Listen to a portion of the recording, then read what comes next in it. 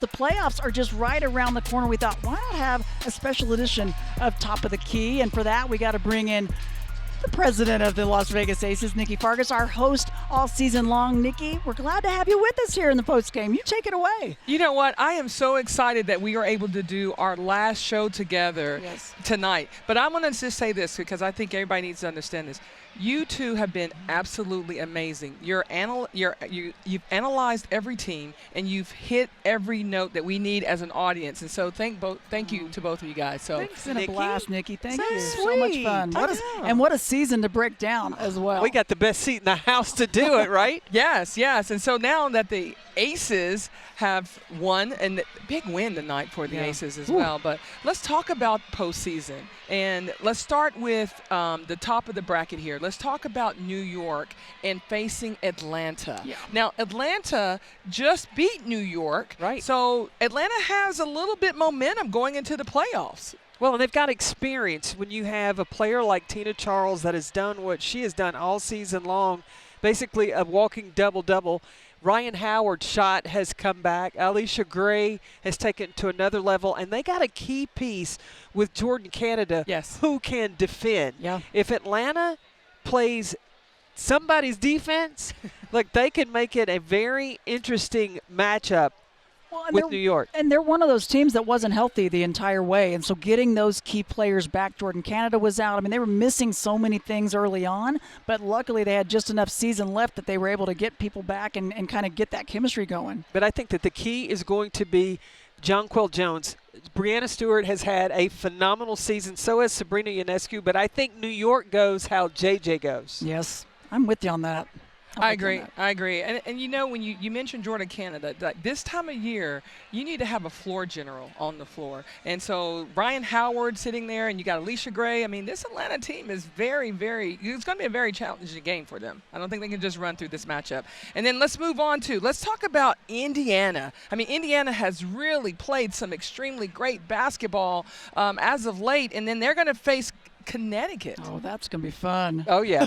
What I see with that matchup is you have a very experienced team against a newbie team, because Indiana hasn't been in the playoffs since, 2016? Yeah. And so you've got a lot of young players. You've got Caitlin Clark. She's a rookie, but she's ready for the moment. Aaliyah Boston going against Brianna Jones and her experience. DeWanna Bonner, she's been in the league, 15 seasons? Yeah.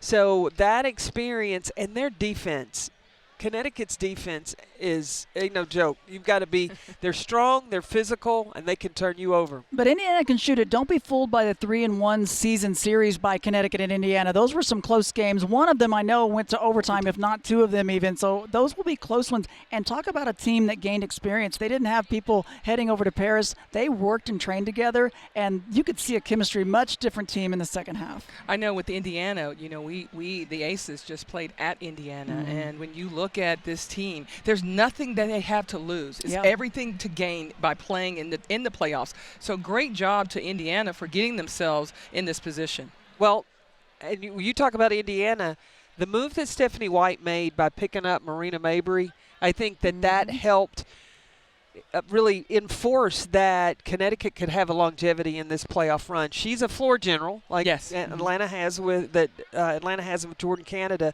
She's vocal, and she got a little vinegar in her game, a little toughness about Marina Mabry. I love the vinegar. I find her to be a little bit spicy, you know. But.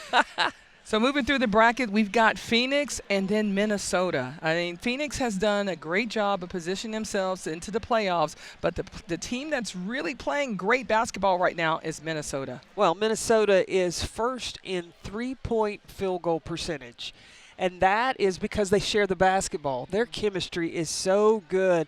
They move the ball around, and Phoenix, they're last in the league in defending the three, so that's going to be a problem. I know that Nate Timmons, at times he likes to go to and use a zone, but I don't know if you can use that against the Minnesota Lynx. And I really think that as a new coach into the league, too, he had a little bit of a tricky time figuring out how to really utilize Brittany Griner. But when they utilize her, I mean, there's nobody that's really been able to stop her.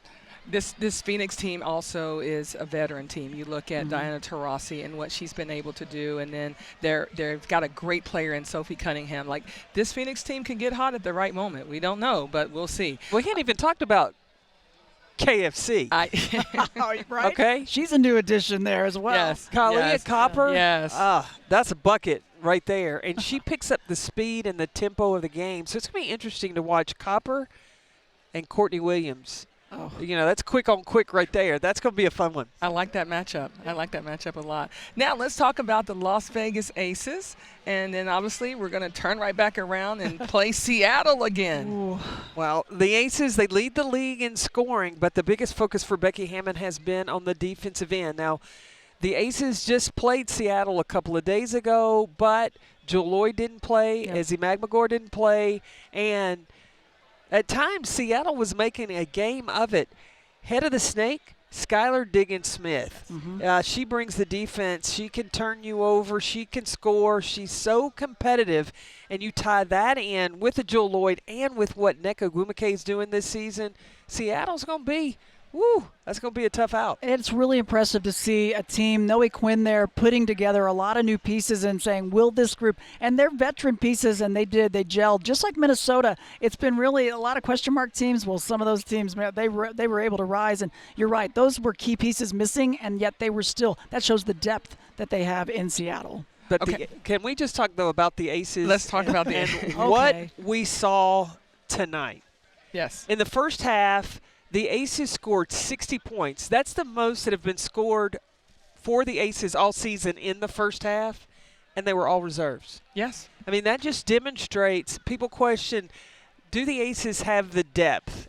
Well, they put on a demonstration today, and that answer is yes, they do. Yeah. And Megan Gustafson said it when we talked with her. She said, we just proved that we have the best bench in the WNBA. I mean, this is a bench that when there are starters that could knock out teams with their starters out there. It's going to be a big plus going through the playoffs. I think a lot of credit to Natalie Williams and Becky Hammond and her staff with them going out and signing Tiffany Hayes and also adding Queen Egbo to the roster. So I think that has helped us get that depth that we're talking about. But let's just talk real quickly. I want to get you guys predictions. So if we started at the top of the bracket and we started talking about New York and Atlanta, give me your predictions.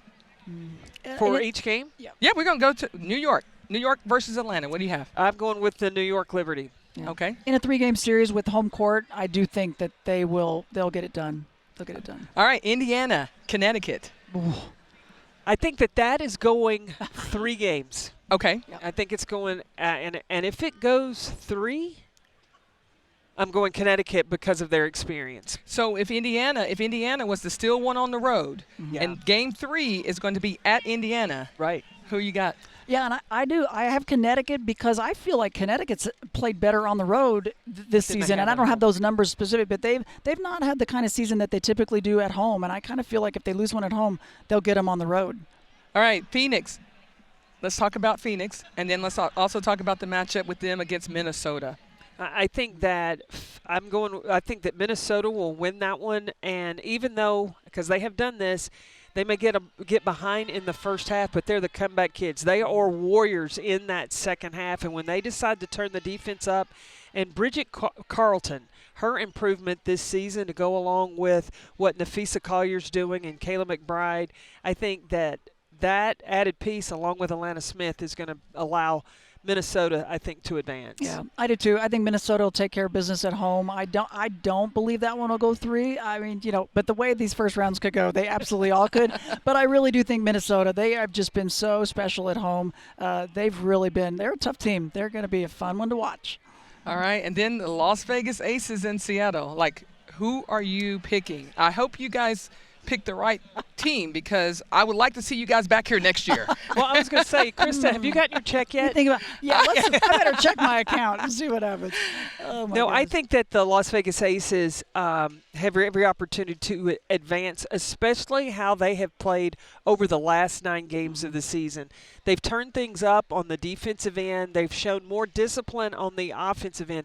That discipline on the offensive end, I think, has really helped the Aces defense because they are able to score and then get back and get their defense set. I think it's a plus that they just saw Seattle, and I know they're going to have Joel Lloyd, Ezzie McMagor back, but I think that the Aces know there was an atmosphere going on in Seattle. You do not want to have to go back up there for a Game 3, so I think there will be incentive knowing what they might have to face if they were to do that. They're focused. They'll be locked in here at home. They're going to get it done.